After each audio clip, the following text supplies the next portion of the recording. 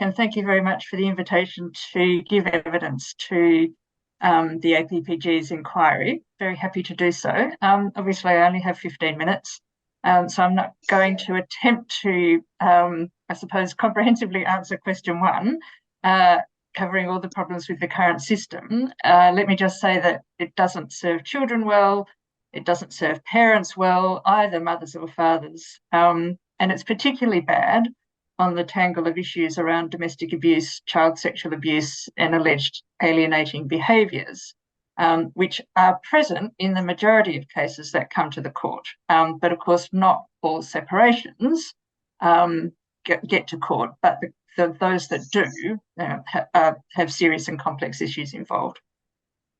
But I think that the current system is bad even in the minority of cases that come to court without those particular complications. And the system is also very bad at telling the difference between cases that do and don't involve domestic abuse or child sexual abuse, telling the difference between domestic abuse and high conflict, sort of mutual conflict, and the difference between domestic abuse and alienating behaviours. So reforming the family court's approach to domestic abuse has to mean reforming the family court's approach to all child arrangements cases. So reforming the approach and providing better outcomes for children and families, providing a better process and outcomes doesn't mean shutting families out of court or erecting more hurdles before they can get to court. So contrary to what some ministers and professionals appear to believe, parents don't rush into contested litigation at the drop of a hat. All of the evidence over many years consistently finds that going to court is a last resort, which parents turn to when they've attempted and exhausted all other options for resolving their dispute. But unfortunately, the options available to separating parents have diminished in the last 10 years, particularly restricted access to lawyers due to the legal aid cuts, have removed a potential source of assistance with resolving parenting issues post-separation. And again, contrary to perhaps some popular belief, lawyers are more likely to resolve cases out of court than to inflame disputes and rush their clients into court. That might happen in big money cases with clients with enormous amounts of money, but there's absolutely no benefit to it for the lawyers in ordinary parenting cases. I noticed that the response to the early resolution consultation that has just come out from the Ministry of Justice talks about piloting early legal advice. In other words, reintroducing some element of legal assistance to parents who are separating, and that's absolutely welcome. Although we also have to add a caveat to that from recent research and work that's been done by Safe Lives, which found that lawyers' awareness of and responses to domestic abuse are not necessarily at a high standard. So there's certainly a need for some improved skill and understanding in the legal profession in relation to responding to issues of domestic abuse in parenting cases.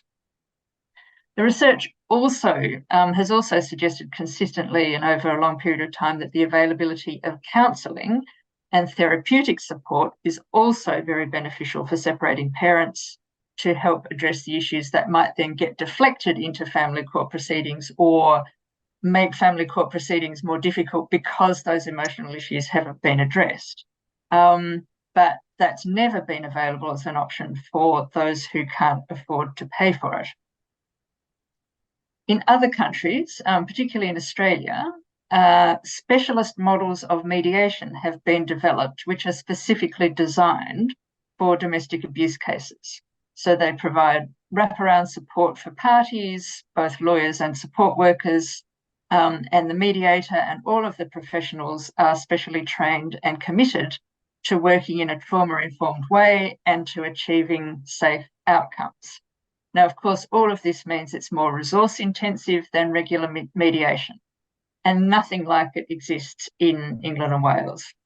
Instead, what we have is ongoing evidence of the minimisation of abuse in the mediation process, variable and inadequate screening practices, inadequate safeguards for vulnerable parties, traumatic experiences of mediation, and unsafe outcomes. So mediation is definitely not a panacea in this context.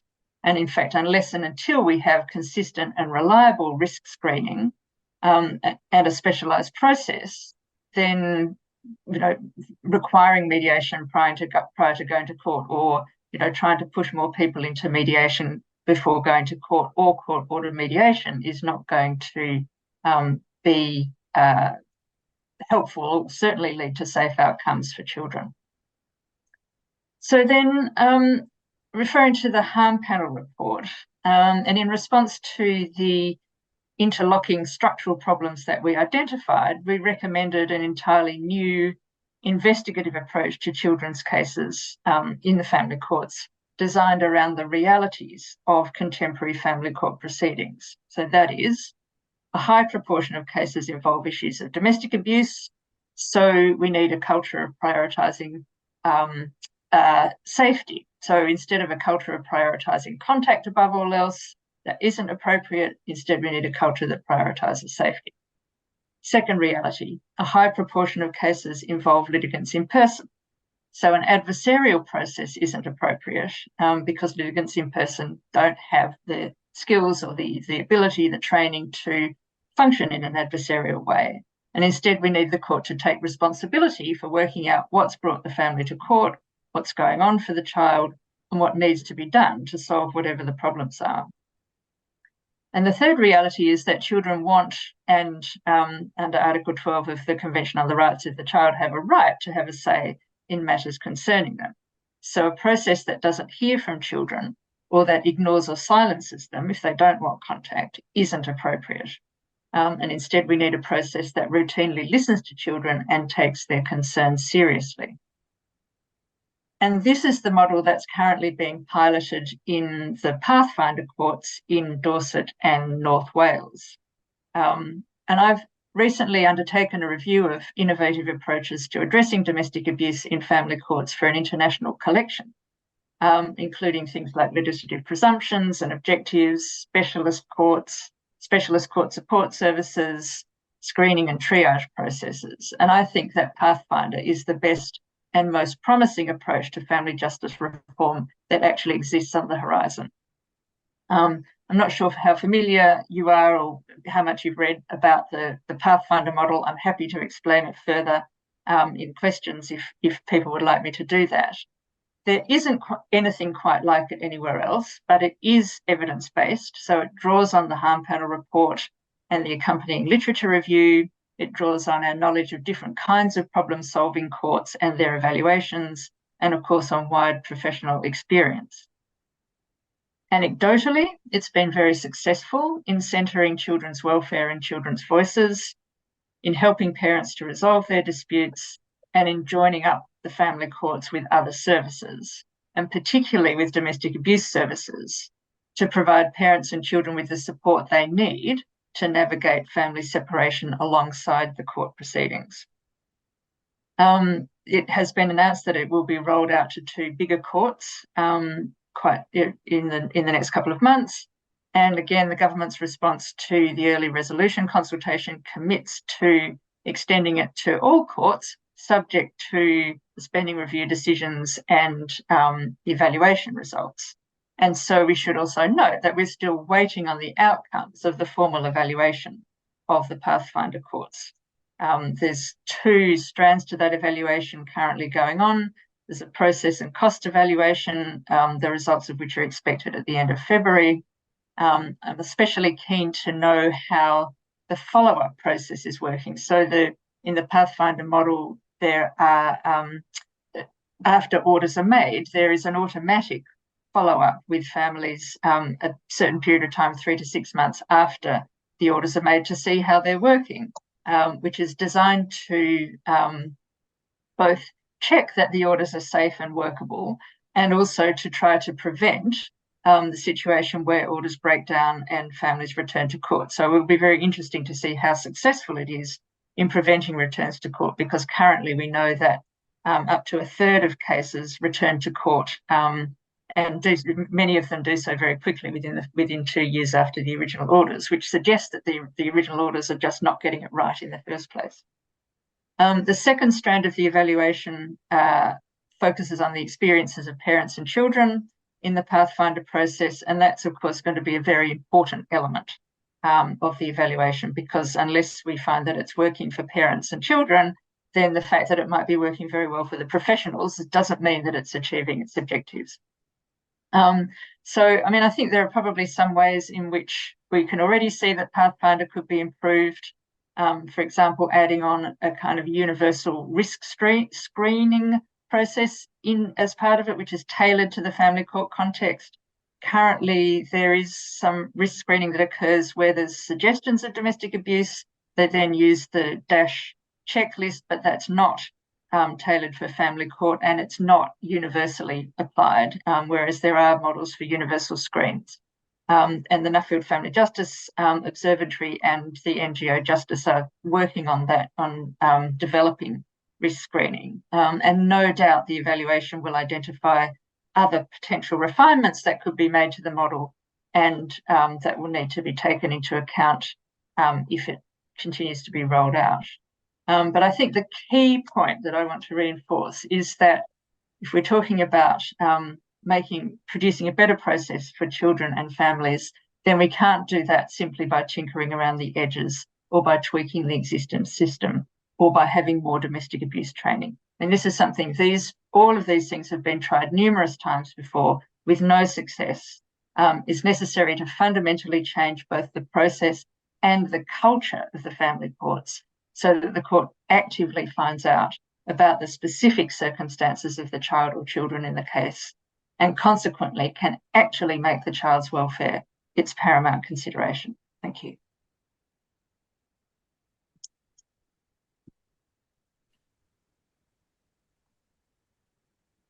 Thank you very much indeed. So I open to the floor. If you just try speaking, unless there's two people speaking, just carry on speaking and just introduce yourself.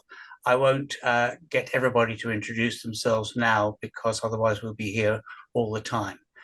Do we have any questions?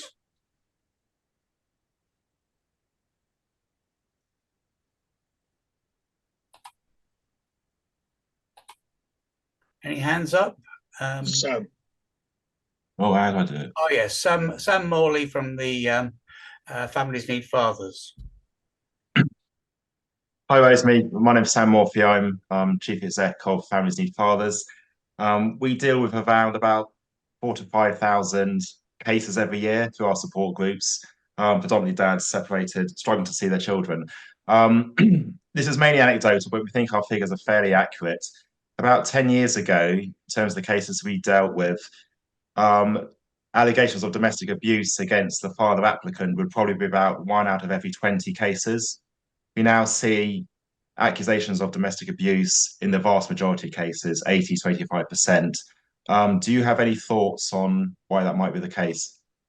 I do have some thoughts, but I also think that, I mean, what the research in family courts has found is a consistent proportion. So over about the last 15 to 20 years, the research that's been done, sort of taking file samples, has consistently found, somewhere between 49 and 62% of cases involving allegations of domestic abuse.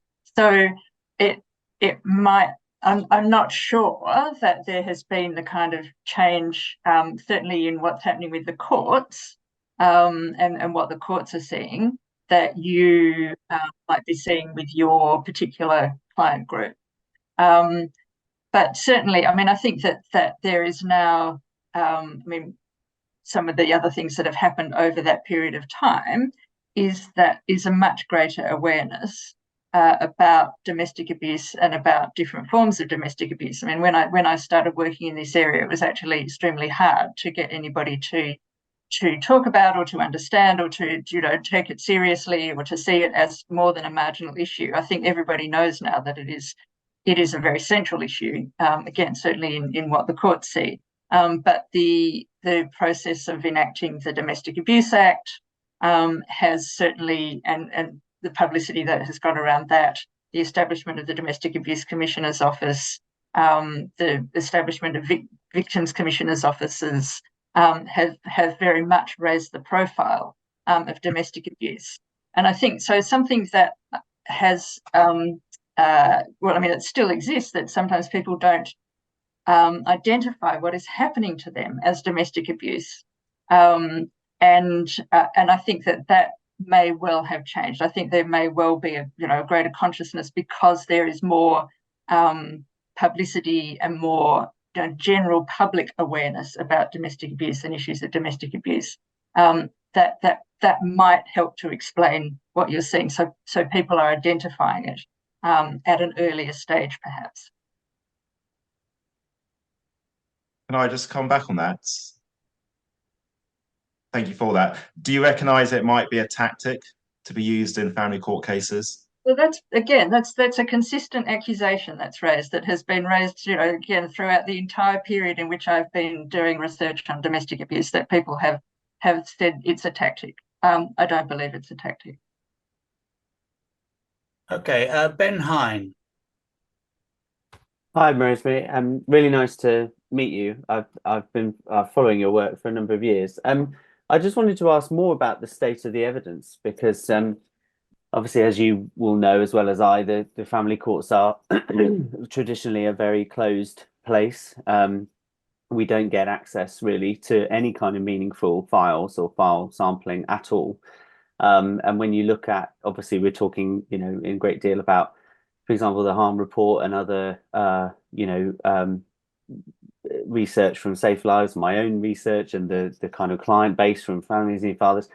Would you agree that there is actually very little in terms of concrete, reliable, robust, large-scale data about what actually happens in our family courts in order to provide any kind of evidence-based approach? Because we don't have the kind of access to data that we see in, for example, the US that allows them to really understand who's accusing what and when and how. I'm not sure that the US data is in a much better state than ours. I think, again, it has taken independent researchers to go and do those studies, and there's just more of them in the States than there are here. So the research, it's not non-existent, but it is certainly limited.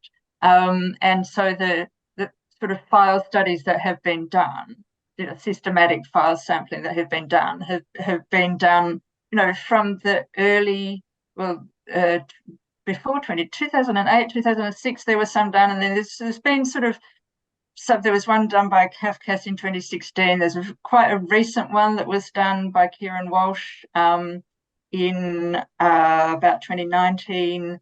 And then there was some other stuff around 2015. So there's been bits and pieces. I mean, it would certainly have been nice to have more, but it's not nothing.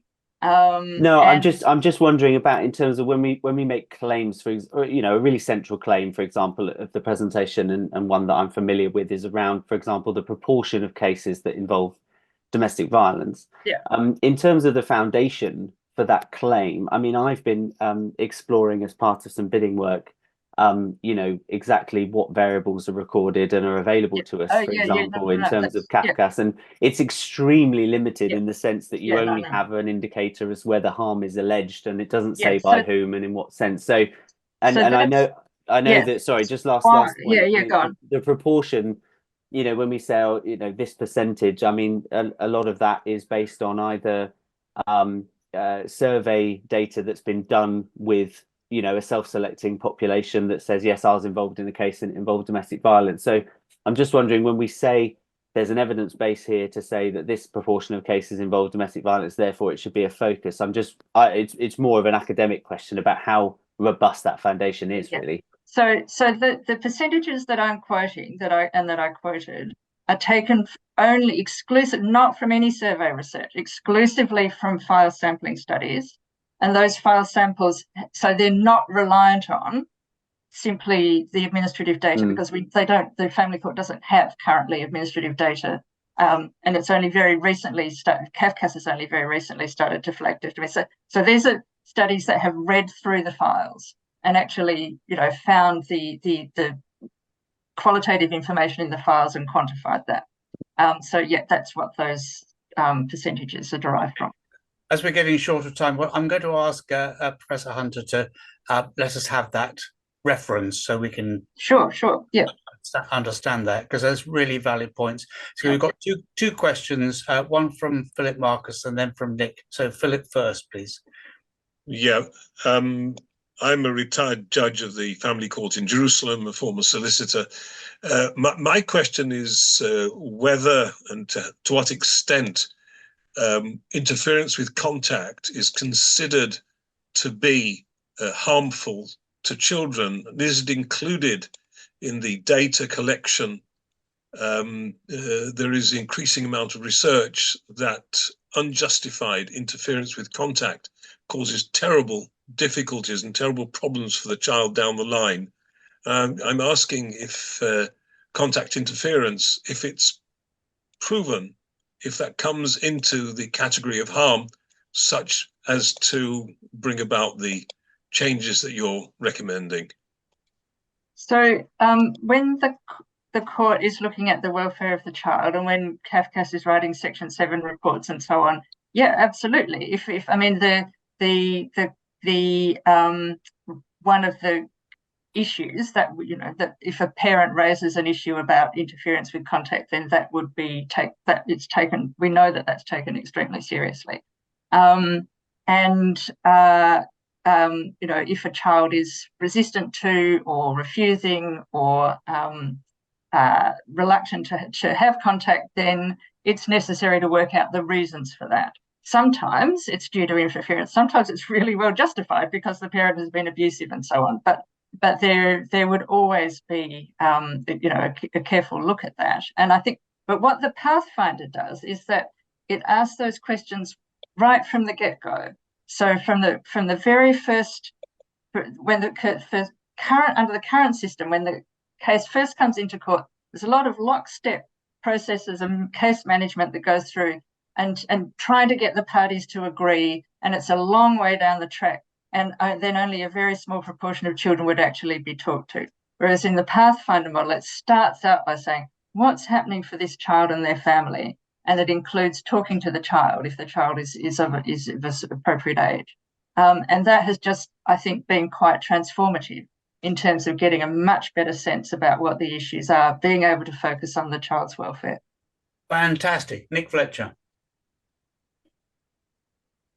Thank you. Thank you for the evidence that you've given there. Just one question that I have. Well, in all fairness, I've got multiple questions, but we are short on time. I'd love to know about more about the Pathfinder. That sounds really interesting. You said, if you get me right, it was between 49 and 62% of these cases are domestic abuse. Is that the figure that you gave? And just hope that is if that is the figure. How many of these, if there's domestic abuse taking place, is there prosecution following that, or is it just a case of, well, it's domestic abuse, so the children have to go to the obviously to the partner that's being abused, as it were, and does that end there, or is it followed up so that there's actually a prosecution? Because surely to goodness that if I hit my wife and I was found there was domestic abuse there, then I would need prosecuting for that, or is it just a way of creating the divide between the parents so that one gets the children and one doesn't? Okay, so that's a good question, and let me again sort of be very clear. This is the population of cases that come to court, which is atypical, which is not typical of the general sort of separating parent population. It's the ones with the most serious issues, and so it's kind of not surprising that you find very serious issues in these cases. So one of the things that the harm panel found was a really worrying lack of join-up between the family justice system and the criminal justice system. So in many cases where there had been a prosecution, where there had been criminal convictions even, the court was ignoring that. The family court was ignoring that. It's very difficult to get advanced police disclosure in some cases. So being able to bring that evidence into the family court was very difficult. And so one of the things that we recommended, and one of the things that the government really hasn't followed up in relation to the recommendations of the harm panel, is having that better join up. And obviously that join up could work in two directions, but currently there's just a disconnect, which is a systemic thing. It's nothing to do with, what people are doing or reporting and so on. There's a systemic problem with joining up those two parts of the justice system. Thank you very much indeed. And